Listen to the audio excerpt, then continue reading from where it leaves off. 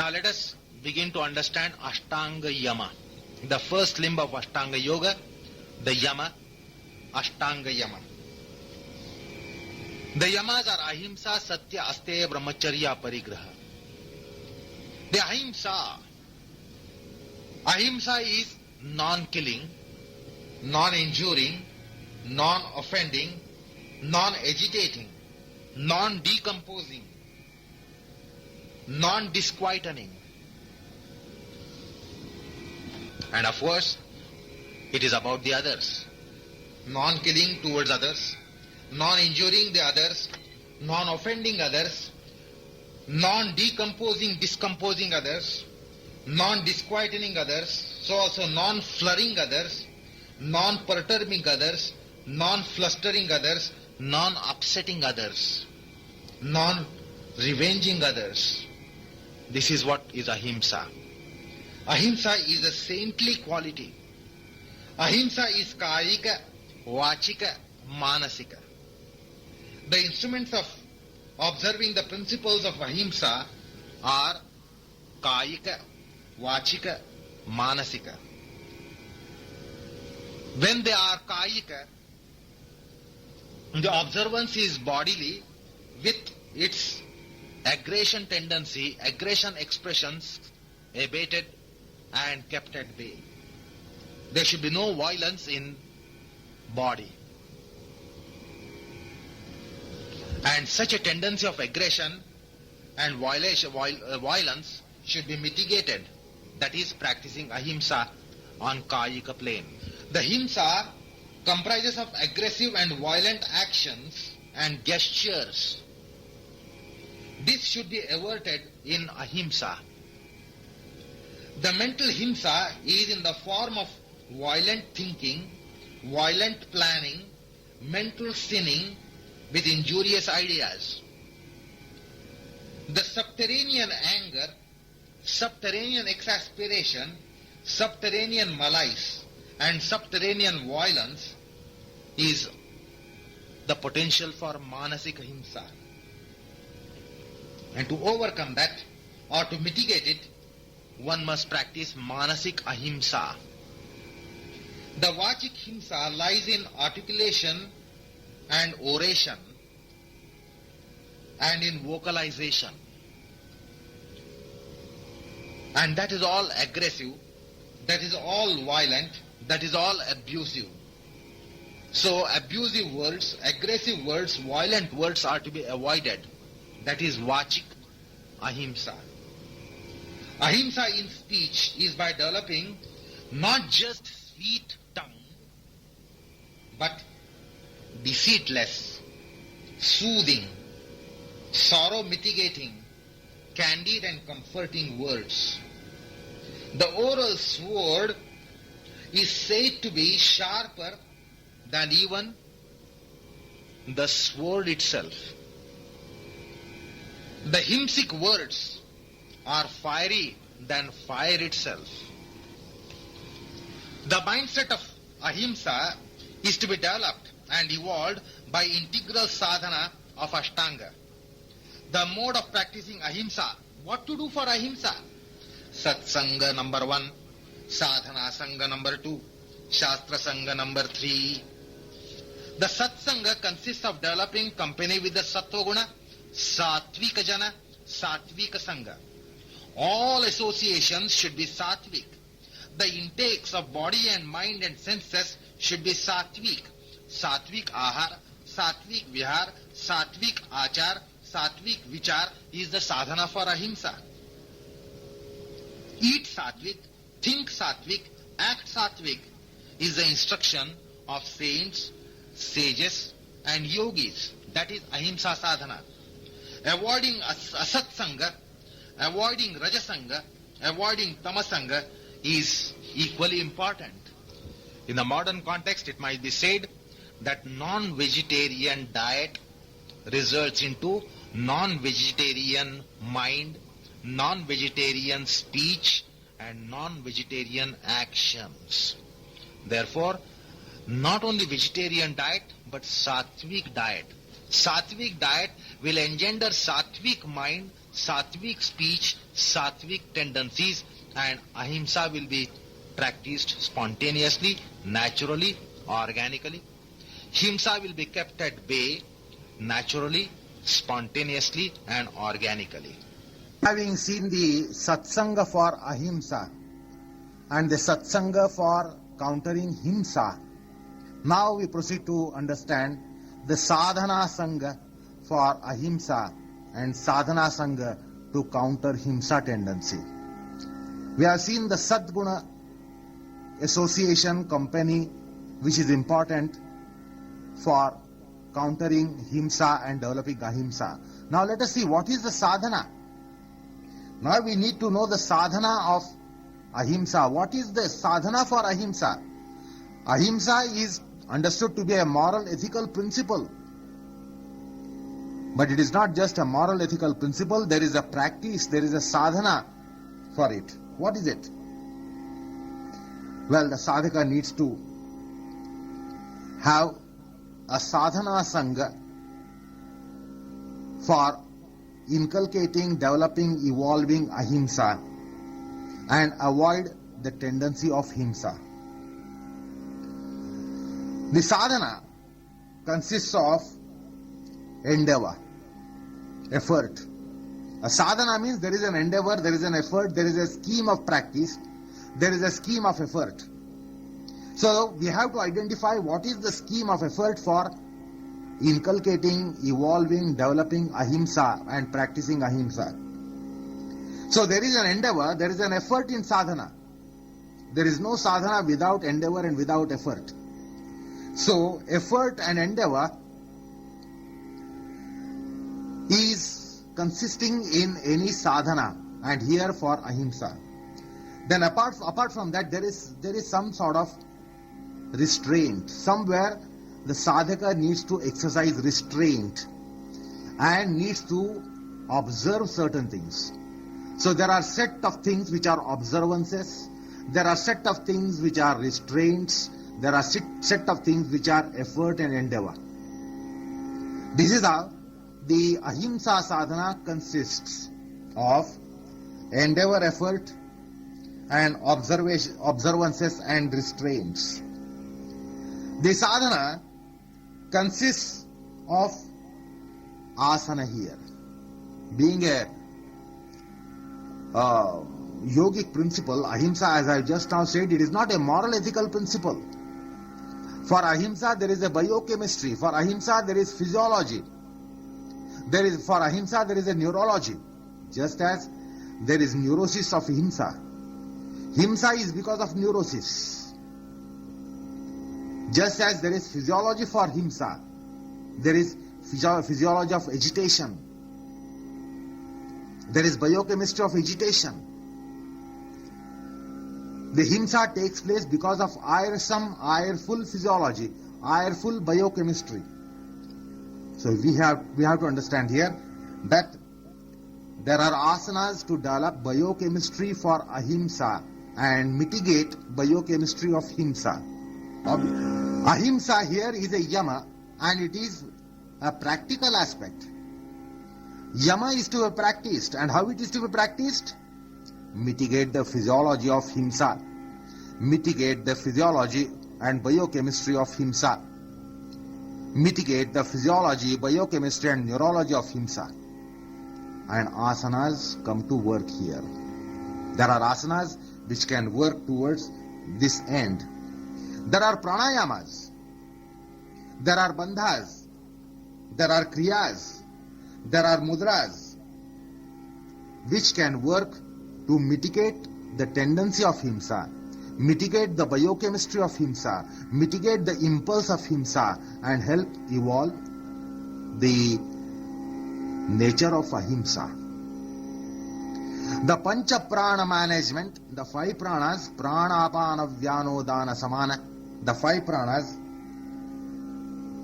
provide a scheme of pranic management. There is pancha prana management, and this pancha prana management can help mitigate the tendency for himsa and develop the nature and chemistry for ahimsa. The tendency for himsa, violence, is on account of what? It is on account of passion. It is on account of lust. It is on account of greed. It is on account of delirium. It is on account of anger. It is on account of jealousy. It is on account of envy. It is on account of malice. It is on account of infatuation that there is tendency for himsa. You cannot imagine the himsa tendency with these factors not present, or with these factors mitigated. Himsa cannot at all sprout. So if you look at the cause of himsa, the cause of himsa is Shadripus. The cause of himsa is passion, lust, greed, anger, jealousy, envy, infatuation. There are some asanas, there are some yogasanas with their chakra management, with Shat chakra management, with Pancha prana management, with elemental management, Pancha bhuta management, can systematically work to mitigate the tendency for himsa. All these lust, greed, anger, etc. factors can be countered and can be mitigated by asanic practices which have bearing on chakras and pranas and panchamahabhutas and trigunas and the tridoshas, vata, pitta, kapha. Suffice would it be to say that the yogasanas such as halasana, sarvangasana, some forward bending postures like Janu Shirshasana can mitigate the agitative physiology. The physiology can be quietened and cooled down. There are pranayamas, needless to say that. There are pranayamas which play a unique role essentially in sublating, mitigating the agitation in the mind, agitation in the chemistry of the body, chemistry of the mind. Then there is japa sadhana. There is also japa sadhana which can mitigate the agitation of the mind.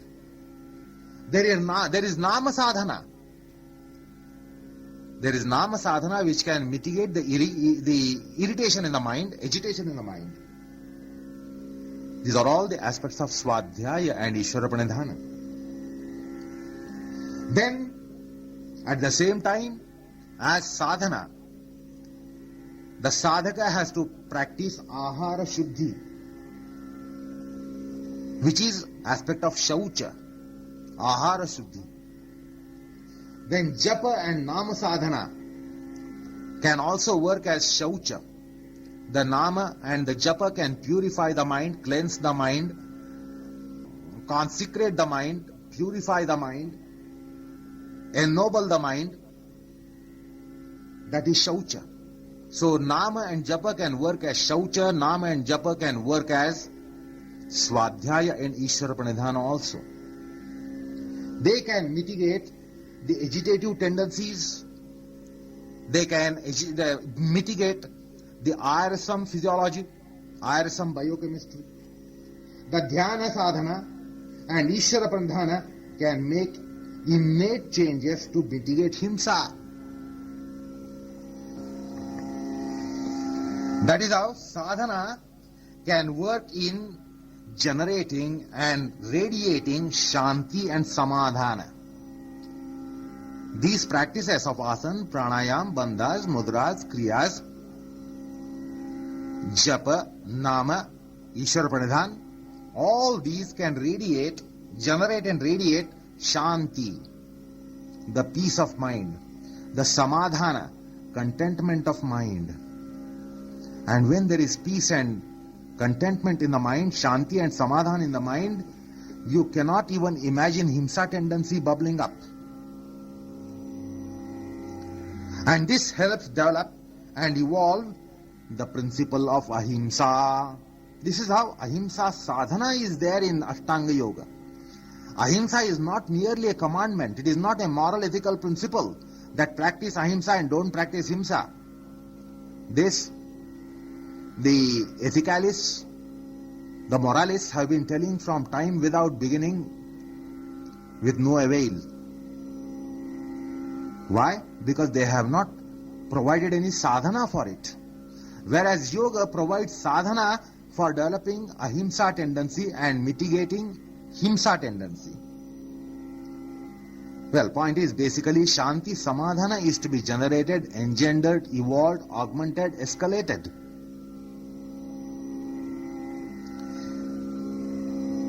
And then the practice of ahimsa would become spontaneous and organic. Needless to mention, the contribution of pranayam in evolving sublime and cosmic mind. The pranayam can evolve cosmic mind, sublime mind. Now where can you imagine the himsa making a headway in such a mind? The japa sadhana, the nama sadhana and Ishvara pranidhana escalate the process of sublimation and cosmicalization. The asanas, the bandhas, the mudras, the kriyas, the pranayamas, the japa, the nama, the Ishvara pranidhana raise up a lofty structure of sublimity, tranquility, nobility and cosmicality. Thus the tendency of himsa is raised up.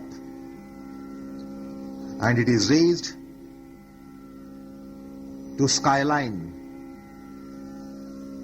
And Shanti Samadhana, Bhavyata, Udattata, Vaishvikata are the qualities, are the blocks of ahimsa principle. The yoga sadhaka needs to develop the blocks of Shanti, Samadhana, that is peace and contentment, Bhavyata, magnanimity, Udattata, loftiness, Vaishvikata, universality and cosmicality. If these blocks are attained, the sadhaka would be definitely raising up the structure of ahimsa as skyline. That is how the sadhana sangha mentions a specific direction and scheme of practices for developing ahimsa principle and mitigating himsa tendency. Now coming to Shastra Sangha, this is the third of the columns. Sat Sangha, Sadhana Sangha, Shastra Sangha. We have seen the Sat Sangha working for ahimsa. We have seen just now the Sadhana Sangha for working for ahimsa. Now let us look at Shastra Sangha, how it works for ahimsa and how it works to mitigate the himsa tendency. This is the third component of practices. The Swadhyaya, the self-study, the Adhyayanam, the Shastradhyayanam, the Shastra Vimarshanam. Of what? Of Dharma Shastra, Yoga Shastra, Adhyatma Shastra, Gita Shastra, Karma Shastra, Upanishad and Santa Sahitya, the saintly literature. So the study of these texts, scriptures and reflection on these texts, Adhyayan and Vimarshana of these texts definitely raises the structure of ahimsa very, very rapidly. They play an immeasurable role for nobility, sublimity, contentment, peace, magnanimity, cosmicality of the mind. The philosophy of these noble texts like Gita, Upanishad, Santa Sahitya, Dharma Shastra, Karma Shastra, Yoga Shastra, these are all noble sciences. These texts work like touchstone and transform and transmute the man outside in and inside out. The Gita and the literature of saints serve a very practical purpose in business of life. The mundanity departs from life and even from the business of life. the mundanity departs from business of life. The Adhyatma Shastra, Sant Charitra, Sant Sahitya provide very, very strong columns and pillars for the structure of ahimsa. Thus, the tendency of himsa can be overcome or at least mitigated by Santa Sangha, Satsanga. Number 2, Sadhana Sangha. Number 3, Shastra Sangha. The positive nature for the principle of ahimsa can be evolved through these 3 sets of practices: Satsanga, Sadhana Sangha, Shastra Sangha. The other principles of Yama are Satya, Asteya, Brahmacharya, Aparigraha. All those principles like ahimsa, now dealt in detail, they are all based on Shanti, Samadhana, Adhyatma Dharana and Shadripu Hanana.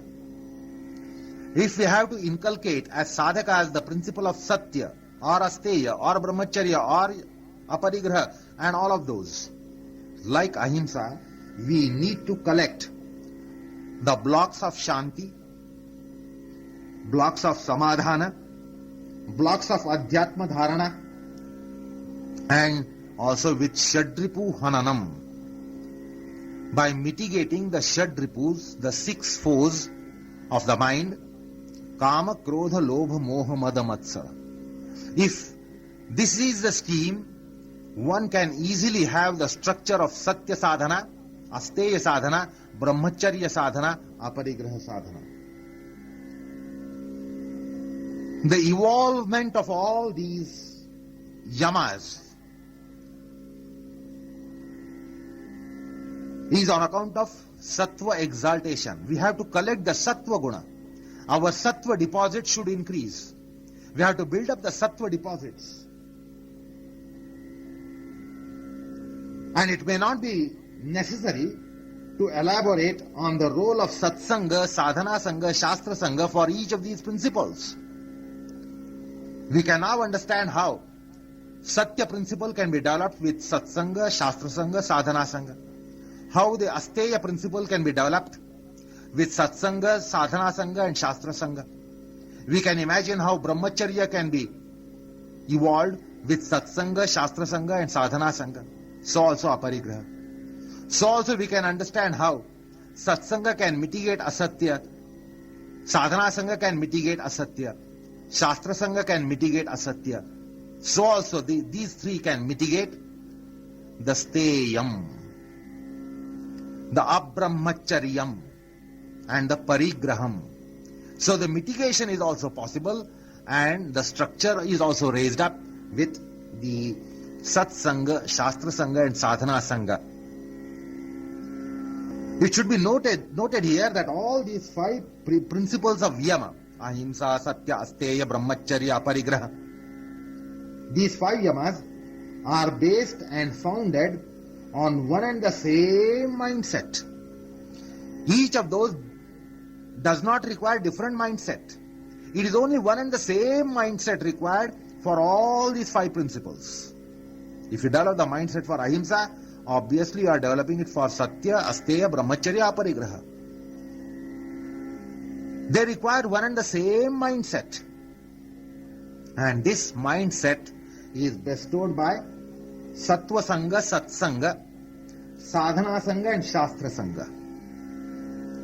The Ahara, Vihara, Achara, Vichara, Adhyatma, Swadhyaya, Asana, Pranayama, Bandha, Mudra, Kriya, Japa, Tapa, Shama, Dama, Dhyana, Ishvara Pranidhan, all these evolve the foundation for 5 yamas. This is the yama sadhana. This is the yama sadhana. This is how the yama is to be practiced. And when these are practiced at the same time, the opposite tendencies like himsa, asatya, steya, abrahmacharya and parigraha are mitigated. There are physiodynamics, there are psychodynamics, and there are pranic dynamics for all these principles. There are physiodynamics of Sattva Sangha, Satsanga, Sadhana Sangha, Shastra Sangha. There are psychodynamics of Satsanga, Shastra Sangha, Sadhana Sangha. There are biodynamics of Satsanga, Sadhana Sangha and Shastra Sangha. So we need to analyze the Satsanga, Shastra Sangha and Sadhana Sangha in their biodynamics, the bodily involvement, the psychodynamics, the mind involvement, and pranic dynamics, the biodynamics, the pranic involvement. Of course, we have studied Ahimsa principle in details, and that can help us to evolve the practice for Satya, Asteya, Brahmacharya, Aparigraha. As a matter of fact, it is same set of practice required for all the 5 yamas. Not only for Ahimsa, but all the 5 yamas. Like in case of Ahimsa, the antagonizer Himsa actualizes on account of the tendencies which actualize on 3 planes. There is Kayika Himsa, there is Vachika Himsa, there is Manasika Himsa. We need to counter the Himsa. We need to mitigate the Himsa in its 3 gates. These are the 3 gates through which they manifest. The Himsa manifests, agitation manifests, violence manifests. Kayika, Vachika, Manasika. Kayika means body. In gestures, in body, in gestures, there can be Himsa manifesting. Then in the speech, in organ of speech, the Himsa, the agitation, the violence can manifest. And in the mind, it can be bubbling up. That is why the Himsa manifests in 3 gates, through 3 gates. Kaya, Vacha, Manasa. The Asatya also can actualize on 3 planes. There is Kayika Asatya, there is Vachika Asatya, there is Manasika Asatya. The body itself might tread on the path of Asatya. The body itself might walk on the path of Asatya, or the organ of speech might indulge in Asatya, or the mind might bubble with Asatya. So the Asatya is also Kayika, Vachika, Manasika. The Satya also evolves by Satsanga and Sadhana Sangha and Shastra Sangha, as we have seen just now. And it evolves with physiodynamics, psychodynamics and biodynamics. And therefore the sadhana for Ahimsa can be Kayika, Vachika, Manasika. The practices for Ahimsa can be physical and bodily practices. The practices might be pertaining to organ of speech and oration and the mind. Little deliberation can help one understand what is Kayika Satya, Vachika Satya, Manasika Satya. What is Kayika Asteya, Vachika Asteya, Manasika Asteya. What is Kayika Brahmacharya, Vachika Brahmacharya and Manasika Brahmacharya.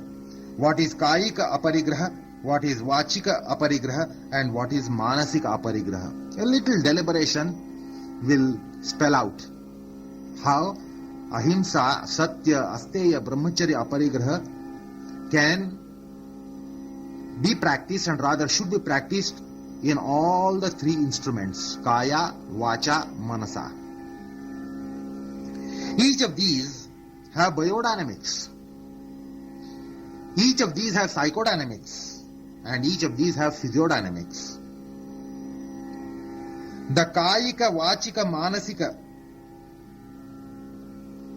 Ahimsa, Satya, Asteya, Brahmacharya, Parigraha can be understood. How?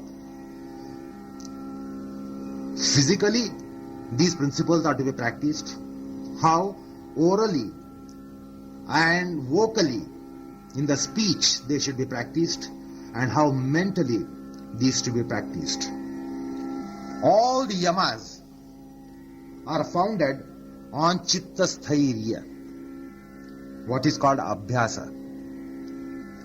All these principles can only evolve when the chitta is sthira. When the chitta is rambling, mercurial, restless, it is agitation. So you cannot imagine these principles, particularly ahimsa, in a mind which is restless. So chitta sthairya is to be attained. Vairagya is important. Without vairagya, you cannot imagine the practice of ahimsa.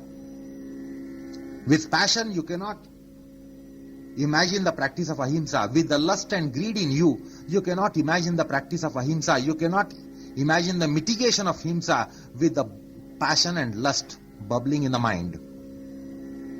So vairagya is important. Some sadhana must be vairagya sadhana. Some sadhana should be shanti samadhana dayaka sadhana. There should be some sadhana which radiates peace and contentment in the mind. There has to be sadhana which is exalting sattva, which is building up sattva, sattvotkarsha. So we have to identify the sadhana which builds up the sattva guna. We have to identify the practices which evolve the adhyatmic dharana in life. The life should be philosophized. Thus, only one set of practices can evolve all the yamas, and each one does not require independent set of practices. What one needs to practice for ahimsa will also stand good for satya, asteya, brahmacharya, aparigraha. Same set of practices help evolve all the 5 yamas. So hope now there is some grip on the sadhana, some understanding of sadhana required for practicing ahimsa principle, satya principle, asteya principle, brahmacharya principle, aparigraha principle, and to mitigate this himsa tendency, asatya tendency, steya tendency, abrahmacharya tendency, and parigraha tendency.